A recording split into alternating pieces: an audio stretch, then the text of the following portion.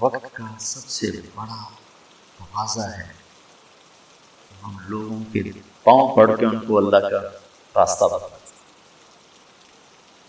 لاہور میں ایک لڑکی بدنام زمانہ ہے، وہ میں نے ایسے اسے سلام دعا کر کے ماشاءاللہ 5 وقت نمازی بن گئی۔ وہ ایک جگہ شوٹنگ ہو رہی تھی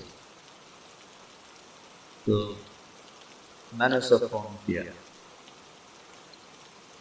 میں نے کہا میں لاہور میں ہوں، مل سکتی ہو آج؟ اس نے کہا میں تو شوٹنگ کر رہی ہوں، 10 بجے فارغ ہے۔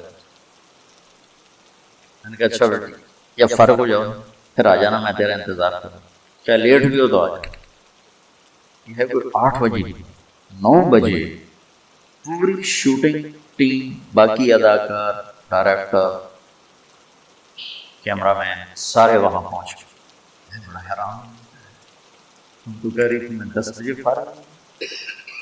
وہ کہنے کہ میں نے اپنے ڈائریکٹر سے کہا کہ مولانا طارق جمیل صاحب نے مجھے فون پہ کہا ہے کہ جب فارغ ہو تو آپ مجھے مل جانا۔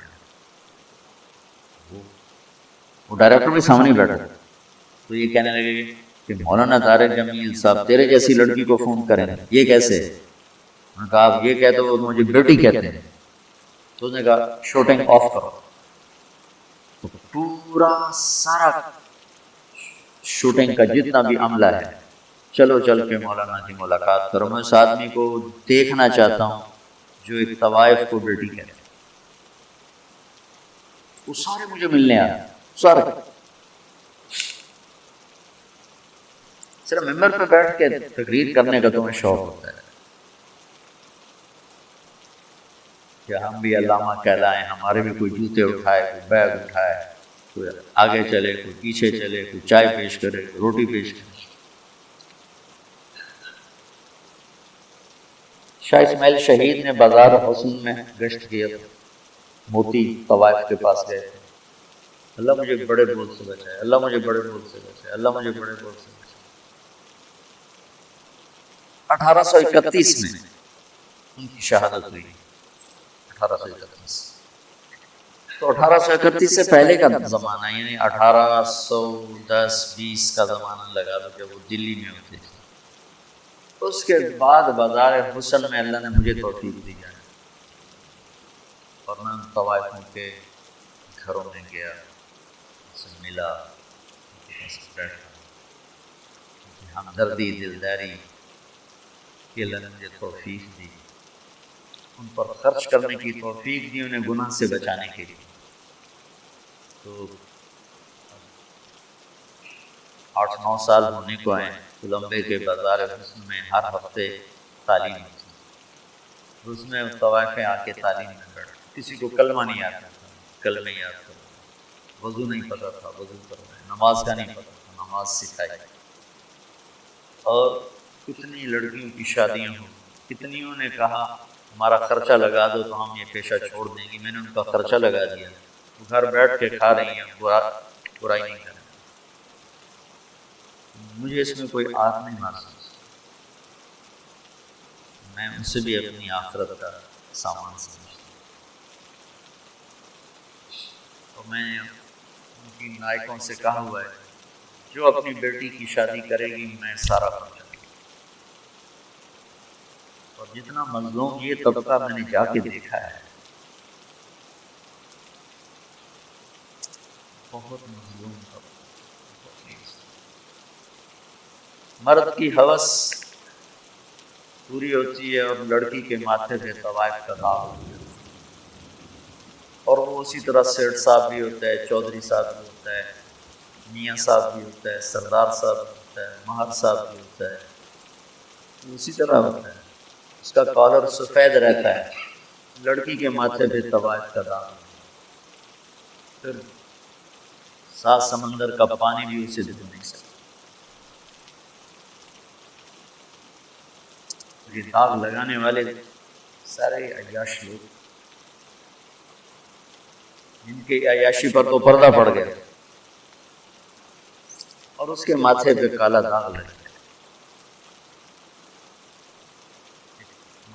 بڑی طوائف ہے، اس کی بیٹیاں جوان ہیں، تو میں نے کہا تو ان کا کوئی رشتہ تلاش کر، میں سارا خرچہ تمہیں دوں گا، شادی کرا۔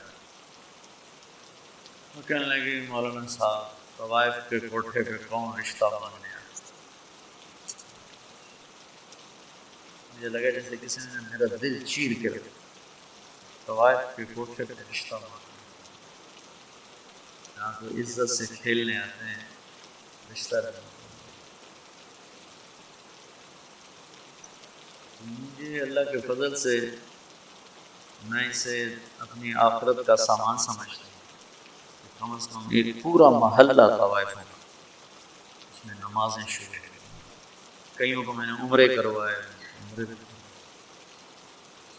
آج ابھی آنے سے پہلے ان کا جو مردوں میں ایک بڑا چودھری ہوتا ہے، ایک عورتوں میں ہوتی ہے، ان کا اپنا ایک پورا نظام ہے۔ میں نے ان سے فون کر کے کہا تم تیاری کرو، میں تمہیں عمرے پہ بھیج دوں۔ اتنی دعائیں دی، اتنی دعائیں۔ میں چاہتا ہوں تبلیغ تمہارے اندر اس طرح ہو۔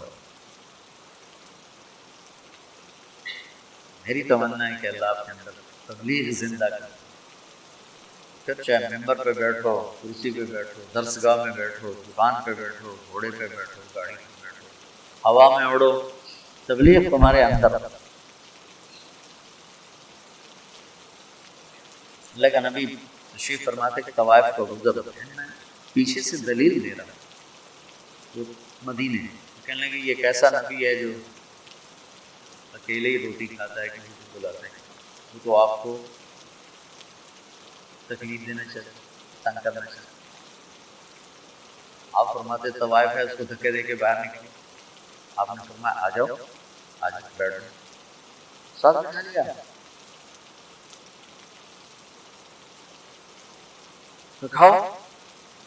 اس کا مقصد کھانا نہیں تھا، اس کا مقصد آپ کو غصہ دلانا تھا، آپ کو تنگ کرنا تھا کہ یہ کچھ کہیں گے پھر میں کہوں گی ویکھ لیا تھوڑا نبی اے گلا کر۔ کہنے لگی یہ نہیں کھاؤں، جو تیرے منہ میں لقمہ ہے، چبا ہے، وہ نکال کے مجھے کھلے۔ آپ نے منہ سے اس کو اسی وقت نکالا۔ ہمارے پنجابی کی مثال ہے کبا کبڑا، کبے نو کہنے اللہ تمہاری اسے دو گیا، تیری مہربانی۔ تو وہ کبے والی لت بن گئی، وہ تو آپ کو تنگ کر رہی تھی، اور اسے کیا خبر کہ نبی کے منہ کا لعاب جب اس کے منہ میں جائے گا تو کیا ہوگا۔ آپ نے اپنے ہاتھوں سے نوالا نکال کے اس کے منہ میں ڈالا، ساتھ ہی اس کا سینہ روشن، وہ کلمہ پڑھ گیا، اور مدینے کی شریف ترین خواتین صحابیہ بنا۔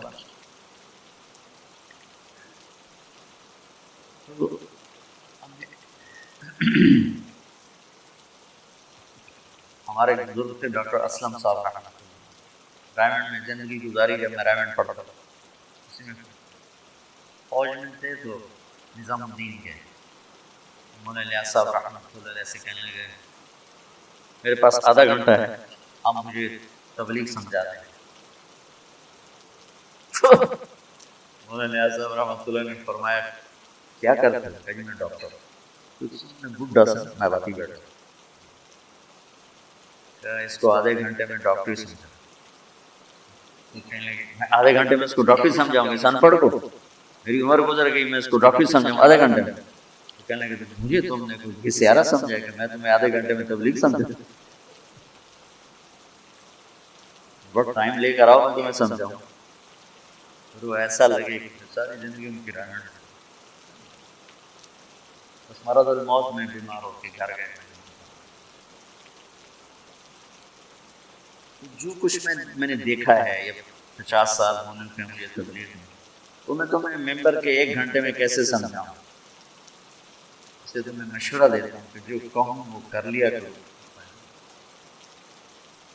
ابھی صاحب رائے مت نقصان اٹھاؤ، جو تمہارے پاس وہ ہے وہ۔ تو بچوں پوری دنیا میں جانے کی نیت کرنا، ٹھیک ہے؟